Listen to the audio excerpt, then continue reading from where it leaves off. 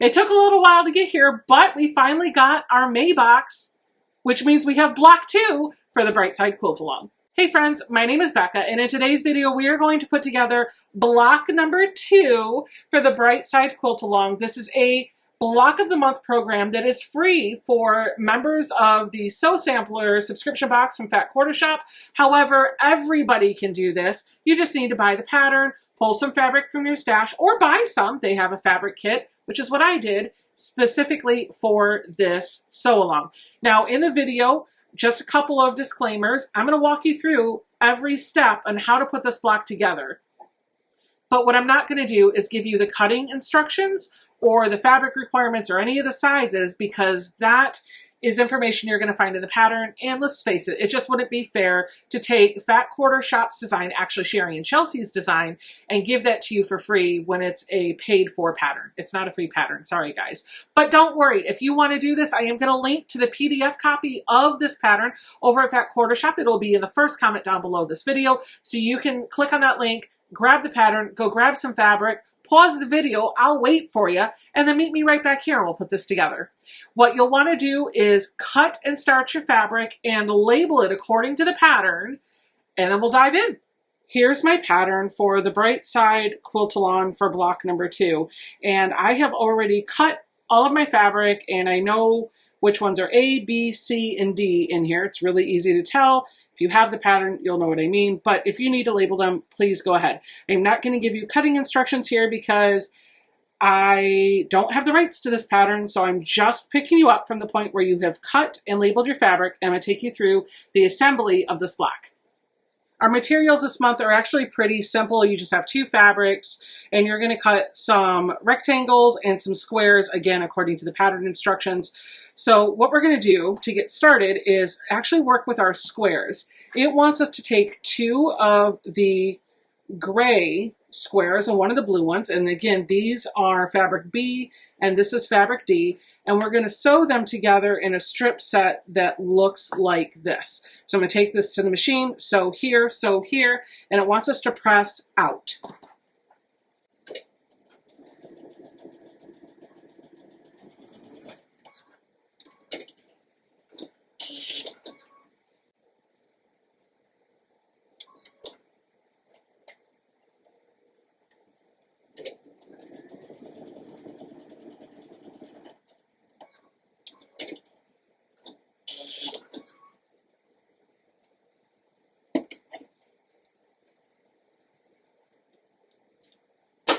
Just going to take my fingers and I'm going to run them around each seam to flatten them down.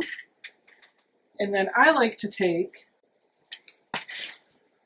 a pressing surface and actually press them with a hot dry iron. No steam, no starch, nothing. Although I did starch my fabric before I cut it. I'm just putting a hot dry iron on those seams that I just finger pressed to make them lay even more flat, so that when I line them up with other pieces, it'll all go together nice. Now, the next thing that we want to do is take 2 of those gray rectangles, and these are fabric A, and we're going to put 1 on the top and 1 on the bottom, so that basically what we have is a little block that looks just like that. So I'm going to sew here, and then I'm going to press out to either rectangle. My machine came unthreaded. Really happy the machine knows how to thread the needle better than I do.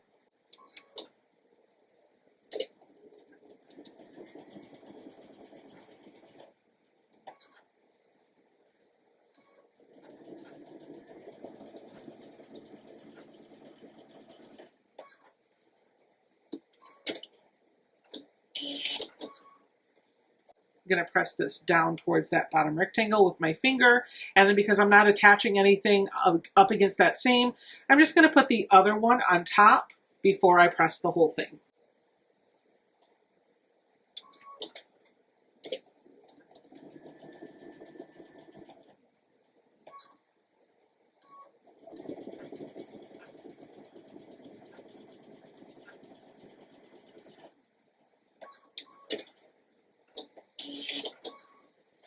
Now I'm going to take my finger and press on this side, and just like I did before, I'm going to grab my hot dry iron. I'm going to set it right on top. And I'm just going to wait for the heat to do its job. Now we have this cute little square. And we have to make 2 of these. So all those steps that I just took, I'm going to repeat. I'll leave this one up here for reference and I'll build out the other one. So I need 2 of these little gray squares, 1 of this little blue one, and then my other 2 rectangles. And we're just going to sew that together. First, we're going to make the middle strip, then attach the top and the bottom.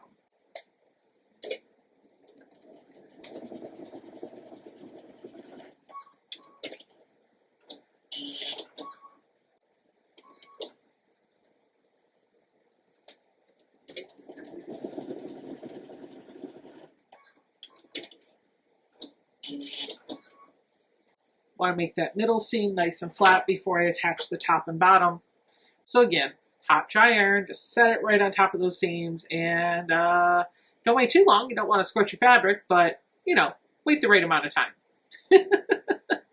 I'm going to attach my top and my bottom.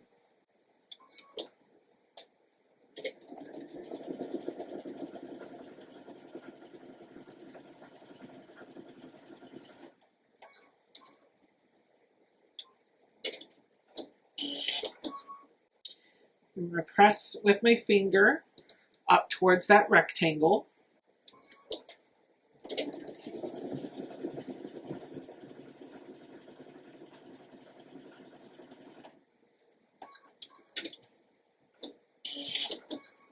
I'm going to press that together with my hand, my fingers, make sure everything's nice and flat, and then you got it.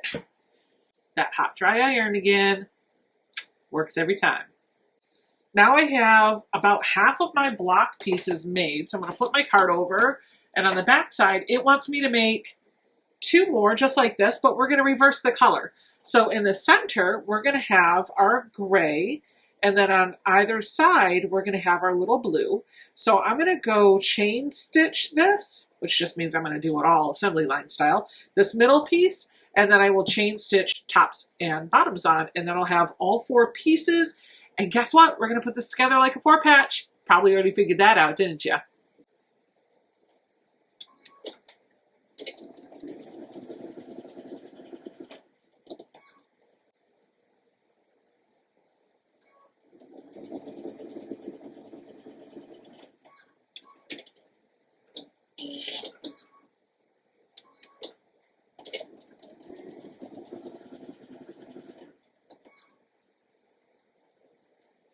The only problem with chain stitching, I feel like, is sometimes I've got to fiddle with getting the pieces on there because the thread's still connected to the prior piece, and it takes a minute just to get everything lined up.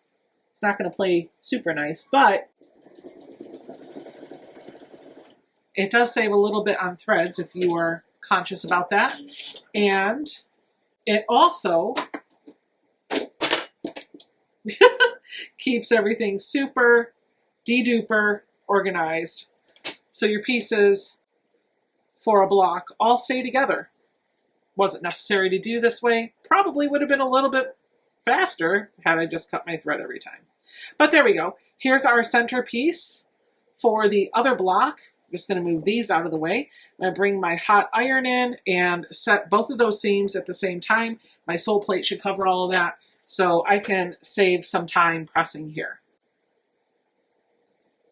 There we go. Now I'm going to attach my bottoms and my tops. Woo, woo.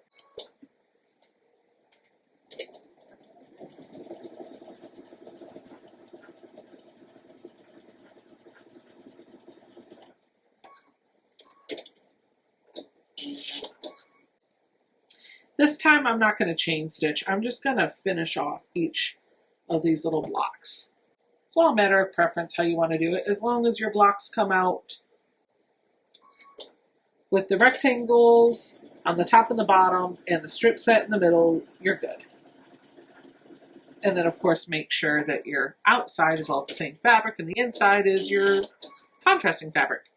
So your second set of blocks should look something like that.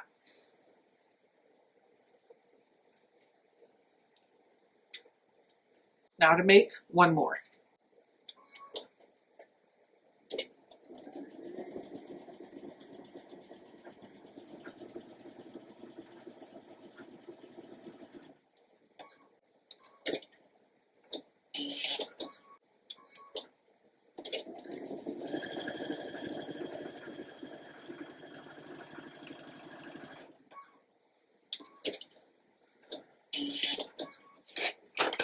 So now I have all 4 pieces of my block ready to go, and we're going to put this together like a 4-patch, but they do have the illustration set up so that you're paying particular attention to the direction of those rectangles. Let me show you how you're going to do this. In the upper left-hand corner of the block, you're going to take your little block that has your AC fabric on the outside, and you're going to orient it so that the rectangles at the top and bottom are going side to side. Next to it, you're going to put a little block that has your BD fabrics on the outside with your AC in the middle. Trying to make sure I get this right. And you're going to orient it so that your rectangles are going up, down.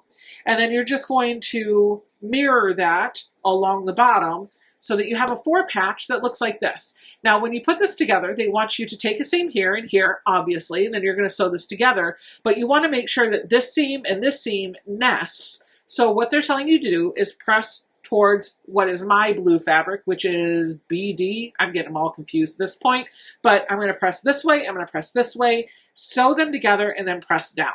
Got it? Good.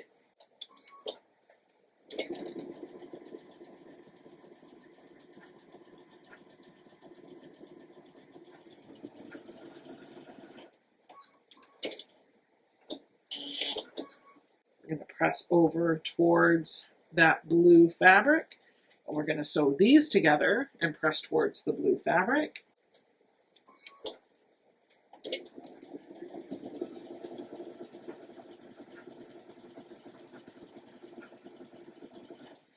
The one nice thing about doing it this way, where you're alternating the rectangles, if you take a look at here, I actually didn't have to worry about this seam matching up or nesting to anything because it was going against a full cut strip of fabric. So that's pretty neat. Before I put both of those together, you know me, I want to get this nice and flat, so I just pressed it with my finger. I'm going to smooth it out with my hand, being careful not to stretch the fabric. Then I'm going to take my hot iron, no starch, no steam, just a hot, dry iron to really convince that seam to lay nice and flat while I nest those seams together and make my block all finished. This is my last seam. This block went together really fast. Super excited about that. I'm going to take my time to bump this up. And let me just show you, if you don't know how to nest a seam, this is what I'm doing here.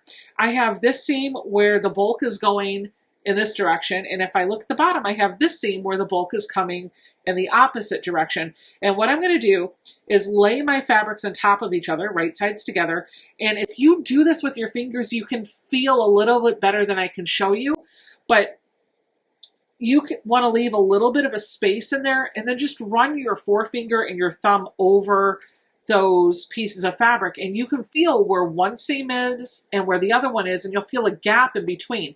That means your seams aren't kissing each other. The idea here is that your seams should be kissing one another. So the other thing that I can do to get a feel for what this would feel like is if I stacked the seams right on top of each other, and I should be able to feel with my thumb and my forefinger how thick that really is in comparison to the fabrics around it. And then, of course, it's like the 3 bears story, Mama Bear, Baby Bear, and Papa Bear, right? We want Baby Bear just right. Mama Bear maybe has the little bit of the too much space in there. Papa Bear is the too thick, and Baby Bear is just right. Those fabrics are kissed right up next to each other, and you can feel how that feels good. Like that feels different than the other ones. That's going to be a lot flatter, and it's going to have a perfect point right where those seams are kissed. So mess around with it. If you are a new sewer, make that seam extra thick like your Papa Bear, make that seam extra wide like your Mama Bear, and then make that seam kiss right up against each other just like Baby Bear. And that's how you're going to get your perfect points and keep your blocks as flat as they can be.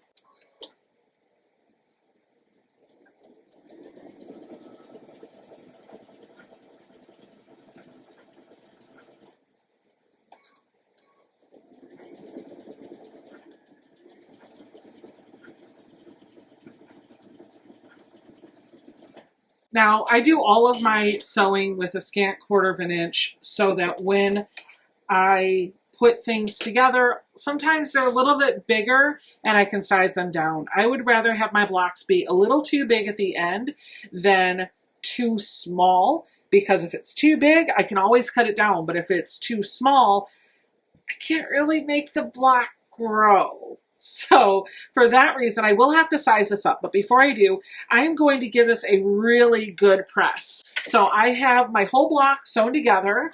I'm going to press it with my hand.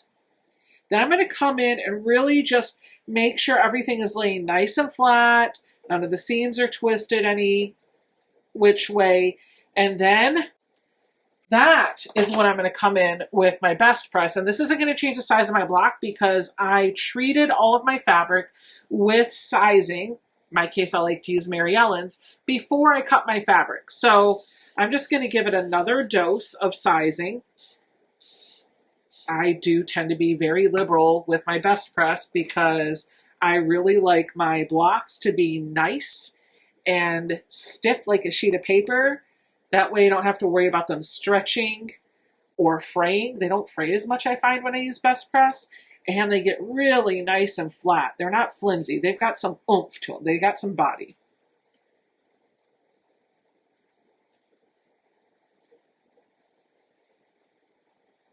That is my constructed block. My last step is to look at the directions. It gives me a size that this needs to measure up to. So I'm going to get my ruler